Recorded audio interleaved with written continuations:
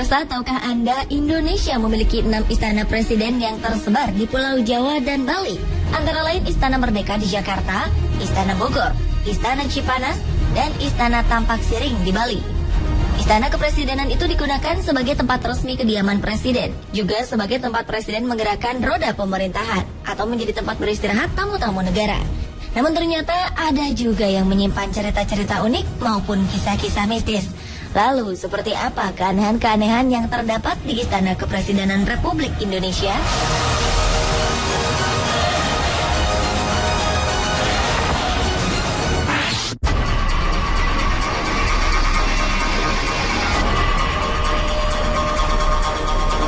Demi penghematan uang negara, dahulu Presiden Gus Dur memutuskan tinggal di Istana Merdeka. Meski demikian, bukan berarti keluarga Gus Dur betah. Mereka mengaku banyak diganggu makhluk halus di istana peninggalan zaman kolonial itu.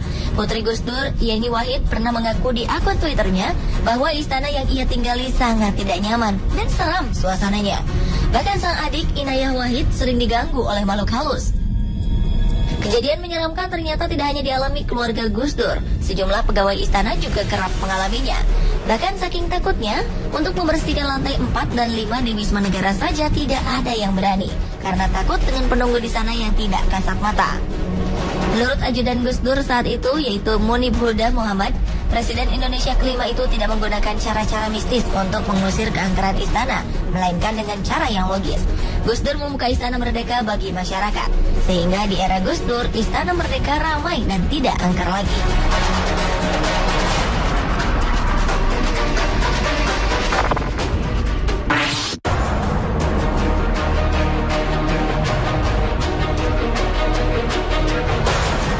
Istana Merdeka merupakan tempat resmi kediaman dan kantor Presiden Indonesia yang terletak satu kompleks dengan Istana Negara dan Bina Geraha, yaitu terletak di Jalan Merdeka Selatan, Jakarta.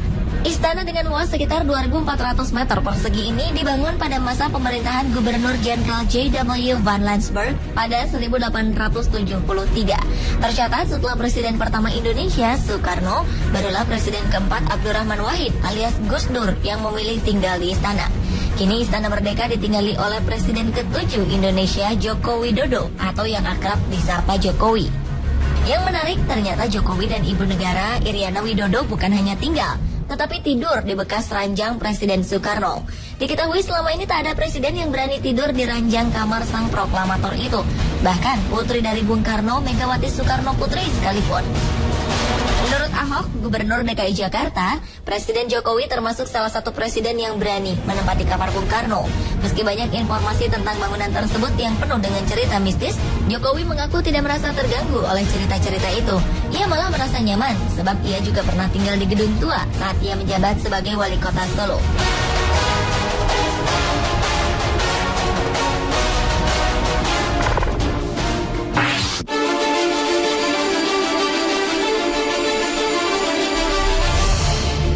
Sebagai pusat kegiatan pemerintahan negara, saat ini Istana Negara menjadi tempat penyelenggaraan acara-acara yang bersifat kenegaraan, antara lain pelantikan pejabat-pejabat tinggi negara hingga jamuan kenegaraan.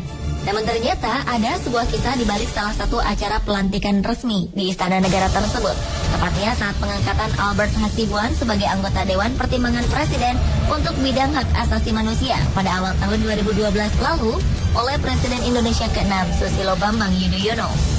Usai pelantikan, meja marmer yang dipakai sebagai tempat penandatanganan tiba-tiba pecah dan hancur berkeping-keping seperti habis dipukul dengan benda keras. Peristiwa itu terjadi ketika pasukan pengamanan presiden atau Pas Pampres hendak memindahkan meja marmer setebal 2 cm tersebut. Walau sempat terkejut, acara pelantikan tak terganggu sama sekali. Diketahui alas marmer tersebut terlepas dari meja besi kerangkanya. Namun ternyata ada juga yang mengaitkannya dengan hal-hal metafisika, yang konon pecahnya meja tersebut merupakan teguran dari si penunggu meja marmer bagi sang presiden kala itu.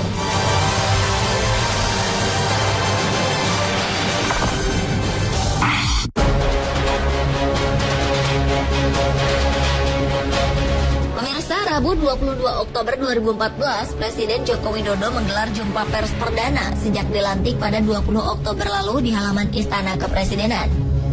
Ada yang menarik dalam jumpa pers tersebut. Lokasi yang dipilih sebagai tempat jumpa pers juga tak biasa. yakni di bawah pohon Ki Hujan, nama sebuah pohon jenis trem besi besar yang ditanam di belakang Istana Merdeka. Pohon Ki Hujan ini seperti menjadi saksi bisu atas segala yang terjadi di kompleks kepresidenan itu. Di antaranya saat SBY pernah menerima penyerang kesebelasan nasional Prancis, Zinedine Zidane. Menariknya, Ki Hujan ini ternyata sudah berusia 144 tahun sejak ditanam pada 1870, yang artinya 3 tahun sebelum Istana Merdeka dibangun oleh arsitek Drossares. Meski ditopang oleh sejumlah tiang, pohon ini masih terlihat gagah. Yang menariknya lagi, pohon ini sempat diterjang angin puting beliung yang terjadi di kawasan istana pada 5 Januari 2012 silam.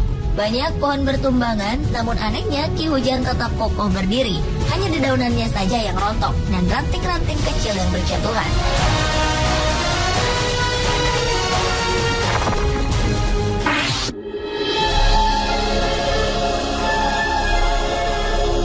Istana Bogor merupakan salah satu dari 6 istana Presiden Republik Indonesia yang mempunyai keunikan tersendiri dikarenakan aspek historis, kebudayaan, dan faunanya. Namun di balik keunikan itu ternyata ada kisah misteri yang beredar di kalangan masyarakat tentang salah satu patung yang ada di istana yang dibangun pada tahun 1744 itu. Konon beredar kisah tentang seorang peserta pendataran yang berkunjung ke Istana Bogor dan melakukan hal usil ke salah satu patung perunggu berwujud wanita tanpa busana. Dengan sengaja ia meletakkan bulu-bulu wol, rontokan dari karpet di bagian terlarang tersebut. Esok hari ia terkejut karena bulu-bulu serupa ada di kantung celananya. Dan ketika makan, ia pun tersedak tanpa sebab, namun yang keluar dari tenggorokannya adalah bulu-bulu karpet tersebut.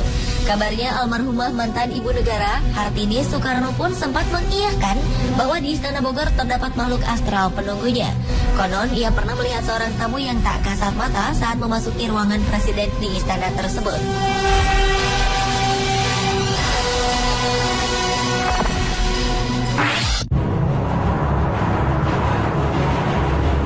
Istana Kepresidenan yang berada di Bali, yakni Istana Tampak Siring, adalah satu-satunya istana kepresidenan Republik Indonesia yang dibangun setelah Indonesia merdeka. Karena kelima istana lainnya, yakni Istana Negara, Istana Merdeka, Istana Bogor, Istana Cipanas, serta Istana Gedung Agung Yogyakarta dibangun semasa zaman kolonialisme Belanda. Istana Tampak Siring biasanya digunakan oleh presiden untuk beristirahat, melakukan rapat kerja, serta melakukan perundingan luar negeri. Istana Tampak Siring diprakarsai oleh Soekarno dan mulai dibangun pada tahun 1957 hingga tahun 1963. Di istana tersebut terdapat sebuah kamar yang dulu sempat dihuni Soekarno. Konon menurut warga setempat, kamar tersebut hingga kini tidak dihuni dan sengaja dikosongkan karena ada kekuatan mistis yang meliputi ruangan tersebut. Sementara Presiden Indonesia yang datang berkunjung ke istana itu menempati bangunan lain yang tak jauh dari bangunan yang ditempati Soekarno.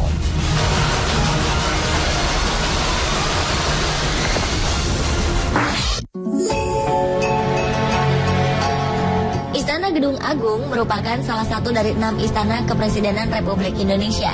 Istana ini terletak di pusat kota Yogyakarta, tepatnya di ujung Jalan Malioboro. Gedung yang dibangun oleh seorang arsitek A. Payen ini pernah menjadi saksi sejarah ketika Bung Karno berkantor di sana saat Yogyakarta menjadi ibu kota baru Republik Indonesia. Karena merupakan bangunan tua, banyak rumor beredar mengenai kisah mistis di balik bangunan bergaya Eropa itu. Kabarnya di istana tersebut sempat terjadi gangguan-gangguan makhluk gaib. Maka dari itu seorang paranormal pernah dimintai tolong oleh Pas Pampres. Menurutnya, hal yang dianggap mengganggu tersebut berasal dari kekuatan kitab Stambul yang sering berpindah-pindah secara misterius di sekitar istana. Kabarnya di Istana Gedung Agung yang bernama Loji Kebon itu kerap terdengar suara prajurit baris berbaris, walau tak ada yang sedang melakukan baris berbaris.